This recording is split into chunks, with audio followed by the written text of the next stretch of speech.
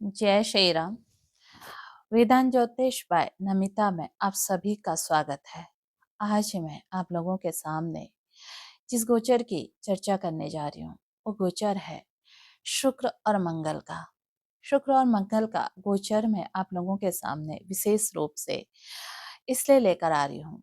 ये गोचर अगर किसी की जन्म कुंडली में बना है और साथ में ये इस समय ट्रांजिट में भी एक साथ आ रहे हैं, वर्ष 2026 में 4 ग्रहों का गोचर एक साथ होने जा रहा है। इसका वीडियो मैं आप लोगों को पहले ही बनाकर दे चुकी हूँ, कैसा ये आप लोगों के लिए रहेगा। किसकी जन्म कुंडली में ये गोचर कहाँ होगा ये अलग बात है, लेकिन इसके प्रभाव आप लोगों को समाज में, आप लोगों को अपने अंदर अलग रूप से देखने को मिलते हैं।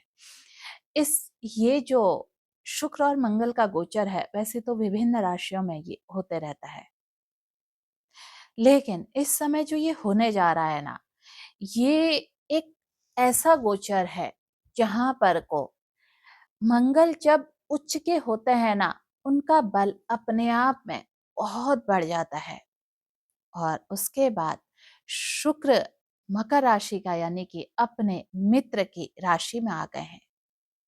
शुक्र और मंगल आपस में मित्र भी नहीं है, तो ऐसे में ये हमें कैसा रिजल्ट देंगे, क्यों मैं इतनी उससे आपको बता रही हूँ कि आपने बच्चों का इस समय कैसे ध्यान रखना है। 1 महीने का ये गोचर, इसमें अन्य ग्रहों का भी समावेश है। और आपकी अगर ये जन्म कुंडली में भी शुक्र और मंगल नजदीक की युति में है, आपको बेहद सावधानी से इस गोचर को अपने बच्चे पर पूरी तरह देखना होगा। और ये बड़ों की जन्म कुंडली में भी बना है, तो उन्हें भी अपनी चीजों पर नियंत्रण रखना होगा, अपनी ऊर्जा पर नियंत्रण रखना होगा। तो मैं आगे चर्चा को आगे बढ़ाऊं उससे पहले, अगर अभी तक आपने Vedant Jyotish by Namita YouTube channel subscribe नहीं किया है, तो आप चैनल को सब्सक्राइब कीजिए, लाइक कीजिए, शेयर कीजिए। चलिए चलते हैं हम अपने विषय की तरफ। आज मैं बात कर रही हूँ शुक्र का और मंगल का गोचर। 13 तारीख को शुक्र का गोचर है और 16 तारीख को मंगल देव वहीं पर आ जाएंगे। तो यानी कि ये दोनों एक साथ लगभग नजदीकी पर चलेंगे। तो अब इसको मैं जो इतने चिंतित उस पर बता रही हूँ, बहुत अच्छा भी है। देखिए, कोई व्यक्ति अगर समाज में रचनात्मक काम कर रहे हैं, कोई व्यक्ति समाज सेवा कर रहे हैं, कोई व्यक्ति इस समय खेल में है, उनके उसमें ये गोचर बृहद रूप से बहुत अच्छा होगा, क्योंकि उनकी ऊर्जा इस समय दुगनी बढ़ जाएगी। असल में मंगल क्या है? मंगल हमारा ऊर्जा का कारक है। और शुक्र क्या है? शुक्र हमारा भोग है, शुक्र हमारा वैभव है, शुक्र हमारा सौंदर्य है, शुक्र हमारी रचनात्मकता है। तब जितना भी सौंदर्य है ना, वो शुक्र के पास है, और जितनी भी ऊर्जा है वो मंगल के पास है। अब देखा जाए, ये जो देह है ना, ये मंगल है, और उस देह की खूबसूरती वो शुक्र है। तो ये आकर्षण भी बनाता है, ये आकर्षक भी बनाता है। शुक्र और मंगल जिसकी जन्म कुंडली में होता है ना एक साथ, तो ऐसे लोगों के प्रति लोगों का आकर्षण स्वाभाविक रूप से बढ़ जाता है, हो जाता है। इसलिए शुक्र और मंगल वाले जब जो बड़े होते हैं, युवावस्था में आते हैं, तो इनकी तरफ मेल की तरफ फीमेल, फीमेल की तरफ मेल आकर्षित होते हैं। और उसी युति में जब ये आकर्षण में बहाव में आ जाते हैं, तो वो नेगेटिव वर्क करने लग जाती है। बस इन्हीं सब चीजों से हमें बचना है।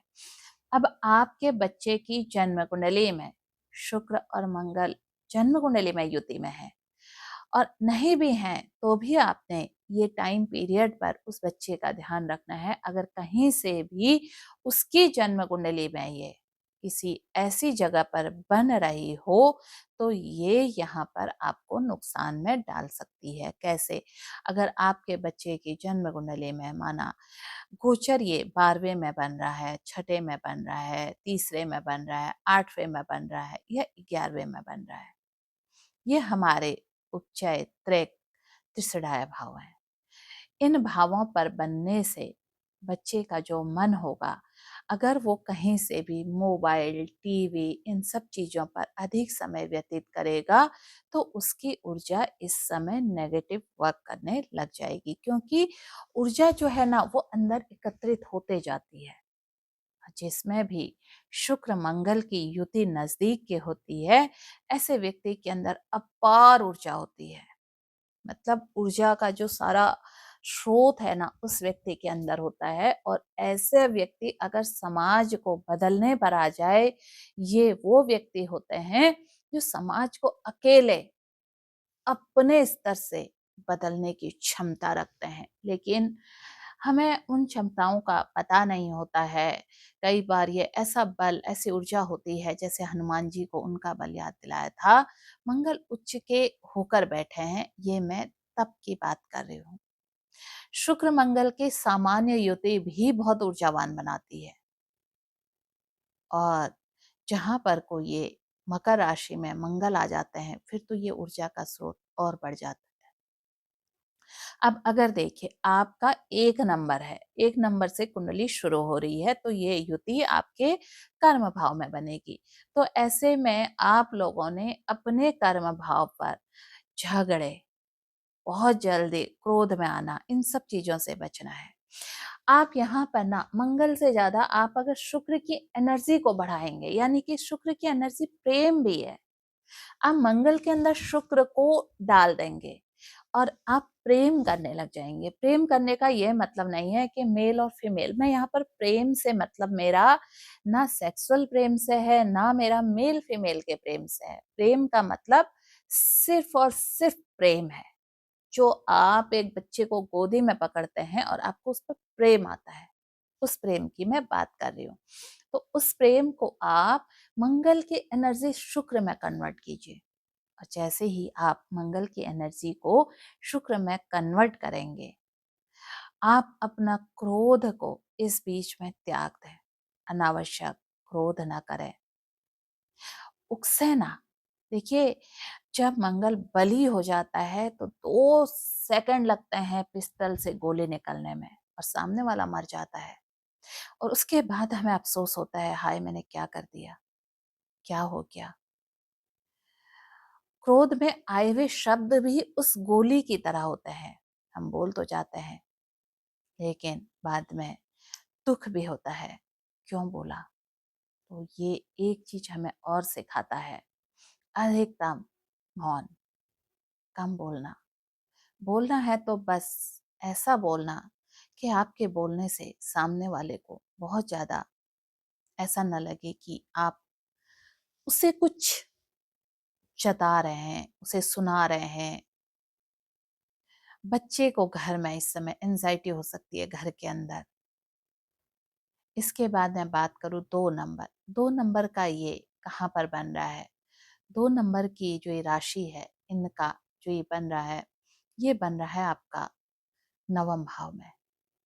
नवम भाव में शुक्र और मंगल का गोचर भाग्य में वृद्धि करेगा, पूर्वजों का साथ मिलेगा, सब कुछ होगा, लेकिन थोड़ा सा अपने आप को नियंत्रित करना है।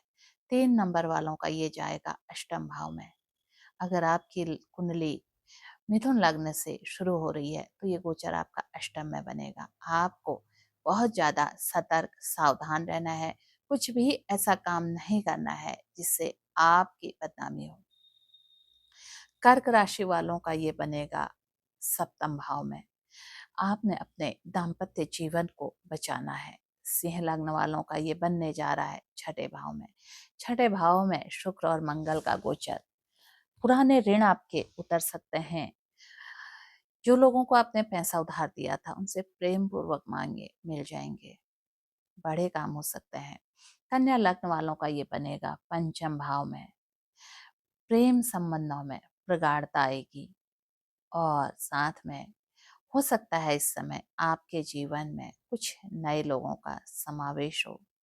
बहुत सोच समझ कर चीज़ों पर निर्णय लेना है। संतान है तो संतान की वृद्धि बहुत अच्छी होगी, और अगर आपके बच्चे पढ़ रहे हैं तो उनमें इस समय यश मान सम्मान मिलेगा, और आप खुद बच्चे हैं तो ये समय है आपके, हो सकता है नए प्रेम संबंधों की तरफ आप बढ़ेंगे, और या जो पढ़ाई कर रहे स्टूडेंट हैं वो अपने करियर में उन्नति की तरफ अग्रसर होंगे।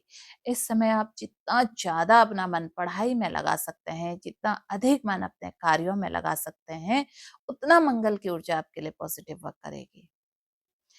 कन्या के बाद अगर हम बात करें तुला, इनका चौथे में बनना जा रहा है। अगर आप घर में रहते हैं और अपनी ऊर्जा का बहाव बाहर नहीं करते हैं तो आप अनावश्यक अपने घर में लड़ाई झगड़े आदि करेंगे। इससे बचे रहना है आपको। घर में शांति का माहौल बनाकर रखना है, क्योंकि आपके चतुर्थ में शुक्र भी दिग्बली हो जाते हैं। अब तीसरे की अगर हम बात करें, तीसरा जो है बुध का घर है। यहाँ पर मंगल का आना थोड़ा सा मंगल को इरिटेट करता है, वो भी उच्च का मंगल। आपने वाहन इत्यादि चलाते समय सावधानी रखनी है, दाम्पत्य जीवन में सावधानी रखनी है, हाथों का विशेष ध्यान रखना है। बाकी सारी चीजें आपकी ठीक है। इसके बाद अगर मैं बात करूं आपसे, ये मैंने जो आपको बताया था वृश्चिक का, बुध का, बुध वालों का जो है तीन, जो ये थर्ड हाउस बुध का है, यहाँ पर वृश्चिक वालों का आएगा। वृश्चिक लग्न 8 नंबर के कुंडली का आएगा। अब अगर हम धनु की बात करें तो धनु का सेकंड हाउस आता है। धनु के सेकंड हाउस में सारे ग्रह एक साथ आ जाते हैं, तो आपने अपने वाणी, मंगल यहीं, सूर्य यहीं, और उसके अलावा बुध भी आ जाएंगे। वाणी पर नियंत्रण रखें। मकर राशि स्वयं आपके ही लग्न पर सारे ग्रहों का गोचर होने जा रहा है, तो आपने अपने ऊपर ध्यान देना है, अपनी ऊर्जा का सही व्यय करना है। इसके बाद कुंभ का जो होने जा रहा है वो 12th हाउस में, 12th हाउस में सारे ग्रह आपके इस समय रहेंगे, और ये समय काल है आपके आध्यात्मिक उन्नति का। ये समय काल है आपके वो सब चीजें, देखिए आप अगर अच्छे सामाजिक जीवन में हैं तो आपको उन्नति अच्छी मिलेगी, और आप विदेश में हैं तो वहां भी आपकी अच्छी चीजें होंगे, लाभ होगा। बस आपने अपने किस चीज पर ध्यान रखना है, ये सारे ग्रह यहाँ से आपके छठे भाव को देख रहे हैं, रोग भाव को, शत्रुओं के भाव को, और ऋण के भाव को। ऋण पर नियंत्रण रखें, शत्रुओं पर आप छोड़ दें, क्योंकि यहाँ पर को मंगल है तो स्वयं निपट लेते हैं। और इसके अलावा स्वास्थ्य पर बहुत ज्यादा ध्यान देना है, क्योंकि ऊर्जा का प्रवाह अगर बाहर नहीं निकली तो अंदर की ऊर्जा आपका बीपी बढ़ा देगी, तो बीपी को बढ़ने नहीं देना है, नियंत्रित रखना है। बच्चे हैं तो बच्चों को फील्ड के गेम में खेलने के लिए भेजिए, आउटडोर गेम में इनको लगाइए। मीन राशि का ये लाभ भाव में होने जा रहा है। समाज में आपको इस समय लड़ाई झगड़ा हो सकता है किसी से, उन चीजों से आप बचेंगे। बाकी समाज का सहयोग भी आपको मिलेगा। सामाजिक रूप से आपके लिए तो ये ठीक है, लेकिन संतान पक्ष की तरफ से हो सकता है किसी तरह का कोई विवाद बन पे, तो थोड़ा सा धैर्य रखना है संतान के साथ, और संतान के उन्नति का समय है। तो ये था मेरा मेष लग्न से मीन लग्न तक का, मेष राशि से मीन राशि तक का कैसा रहेगा शुक्र और मंगल, पहले है क्या वो बताया। आपने उपाय भी मैंने साथ साथ बताए हैं, और सारे लोग इस टाइम पीरियड पर हनुमान चालीसा अवश्य पढ़िए। गोचर आपको अगर अच्छा लगा तो इसे शेयर कीजिए, और इसके अलावा आपने अभी तक अगर मेरा YouTube चैनल सब्सक्राइब नहीं किया है तो आप मेरे YouTube चैनल को सब्सक्राइब कीजिए। फिर मिलती हूँ, तब तक के लिए आप सभी को जय श्री राम, नमस्कार।